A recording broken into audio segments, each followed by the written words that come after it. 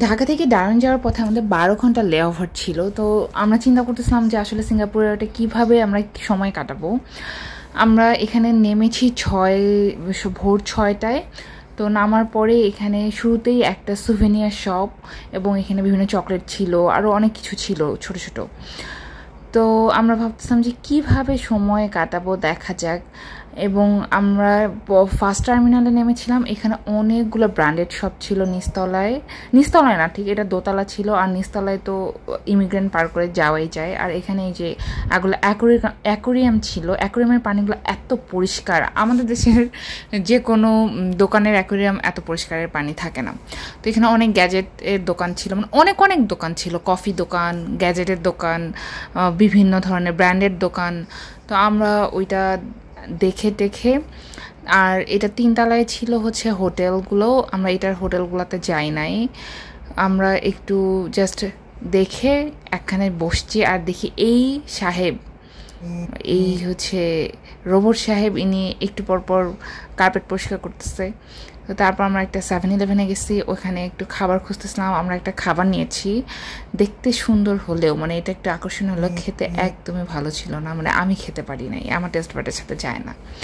তো আমরা ফার্স্ট টার্মিনালটা একটু ঘোরাঘুরি করে তারপর ট্রেনে চড়ে সেকেন্ড টার্মিনালে যাচ্ছিলাম। এবং এটা আমার জন্য একটা নতুন অভিজ্ঞতা যে এক টার্মিনাল থেকে আরেক টার্মিনাল ট্রেনে করে যেতে হচ্ছে। তো আমরা সেকেন্ড টার্মিনালে যেয়ে পৌঁছালাম। এখানেও যে দেখি অনেক বাগান, সিঙ্গাপুর এয়ারপোর্টে অনেক বাগান। তো আমি প্রথমে ভেবেছিলাম এই বাগানগুলো সব মানে অরিজিনাল গাছ, কিন্তু আসলে না, এগুলো সব আর্টিফিশিয়াল গাছ। পানিগুলো রিয়েল, মাছগুলা ঠিকঠাক মানে জীবিত মাছ, কিন্তু গাছগুলো আর্টিফিশিয়াল গাছ। কিন্তু এত সুন্দর, আর্টিফিশিয়াল হলো দেখতে খুবই ভালো লাগে। তো একটু পরপরই দেখা যায় এক এক ধরনের বাগান। আর সাউন্ডগুলো ওরা দিয়ে রাখছে, অনেক পাখির সাউন্ড, প্রাকৃতিক পানির পড়ার সাউন্ড, তারপর বাতাসের সাউন্ড, মানে সব কিছু ওটাকে রিয়াল একটা ফিল দেয়।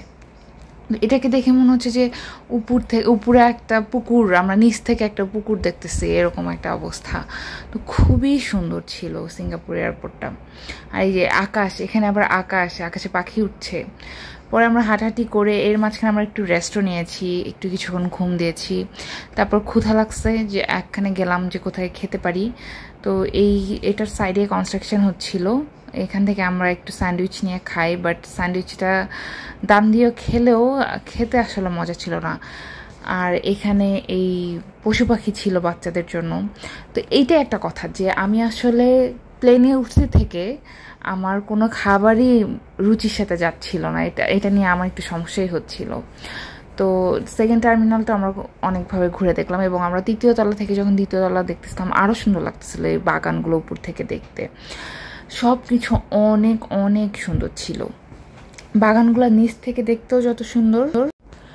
তো এক একটা বাগান আমরা নিচ থেকে দেখা শেষ করে উপর থেকেও দেখতে দেখতে আগাচ্ছিলাম। এখন আমরা যাব সানফ্লাওয়ার গার্ডেনে। তো তার আগে যে দেখি খুবই সুন্দর কালারফুল একটা স্পেস, এখানে পাঞ্চ করা যায়, সামনের দেয়ালটা ওখানে পাঞ্চ করা যেত। এবং এটা বাচ্চাদের কিছু প্লে জোন আছে, বাচ্চারা চাইলে এখানে খেলতে পারবে। তো আমরা এটা দেখতে দেখতে যাচ্ছিলাম এবং আমরা অনেক কিছু এক্সপ্লোরই করি নাই, একটু ঘুমাইছিলাম। আমাদের মনে হচ্ছে যে আমরা যদি জানতাম তাহলে আমরা না ঘুমায় এক্সপ্লোর করতাম, কারণ আমরা জানতামই না যে হচ্ছে আমরা চাইলেই সিঙ্গাপুরটা ঘুরে আসতে পারতাম। এই যাদের 6 ঘন্টার বেশি লেওভার থাকে তারা চাইলেই সিঙ্গাপুর ঘুরে আসতে পারে। তো এই যে আমরা চলে আসলাম, এতক্ষণ তো আর্টিফিশিয়াল বাগান দেখলাম আর এখন রিয়েল বাগান দেখতেছি। এই ছাদের মাঝখানে সূর্যমুখী বাগান, সানফ্লাওয়ার গার্ডেন, এত সুন্দর লাগতেছিল এতক্ষণ পর একটু জ্যান্ত গাছ দেখে, আসল গাছ দেখে। তারপর আবার আমরা সেকেন্ড টার্মিনাল থেকে থার্ড টার্মিনালের দিকে যাচ্ছি, আবারও ট্রেনে করে আমরা থার্ড টার্মিনালে যাচ্ছি। এখানে মোট মেবি 4টা টার্মিনাল এবং 4টাতেই অ্যাক্সেস করতে গেলে এরকম ট্রেনে করে করে যেতে হয়। তো খুবই সুন্দর লাগতেছিল উপর থেকে।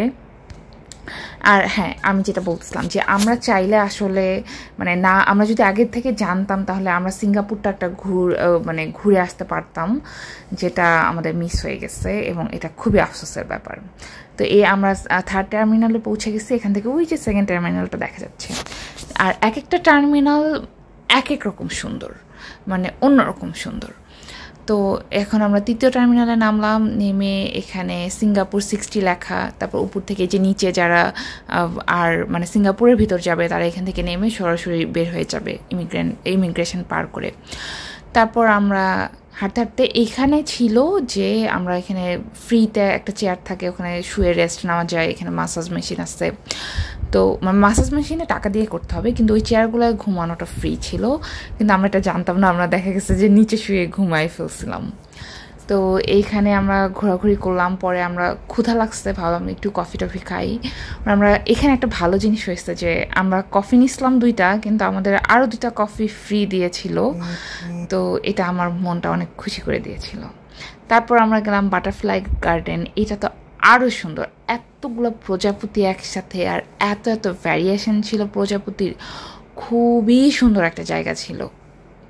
এর জন্যই আমি বলি যে আসলে সিঙ্গাপুর এয়ারপোর্ট ঘোরার জন্য 12 ঘন্টা খুবই কম সময়, আরও বেশি সময় দরকার সব কিছু এনজয় করতে গেলে। এখানে ফ্রি মুভিও দেখা যায়, আমরা তো মুভি দেখিই নাই, তো ফ্রি মুভি দেখা যায়, মানে অনেক অ্যাক্টিভিটিও আছে এখানে, গেম খেলা যায়।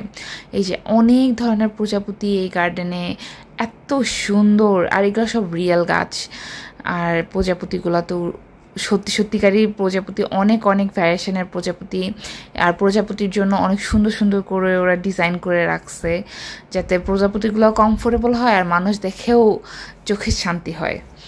আমরা এখানে ঘুরে টুরে আমাদের প্রায় সময় শেষ হতে যাচ্ছিল, আমাদের মনে হচ্ছিল ইস আর একটু সময় যদি থাকতাম আমরা আরও অনেক কিছু দেখতাম। তো আমরা বাটারফ্লাই গার্ডেনে যেটা 3য় তলা সেখানে যাইনি, আমরা জাস্ট 2nd ফ্লোর দেখেই চলে আসছি। তারপরে এই যে আমাদের যাওয়ার সময় হয়ে গেছে, এখন আমরা ডারউইনের উদ্দেশ্যে রওনা দিচ্ছি।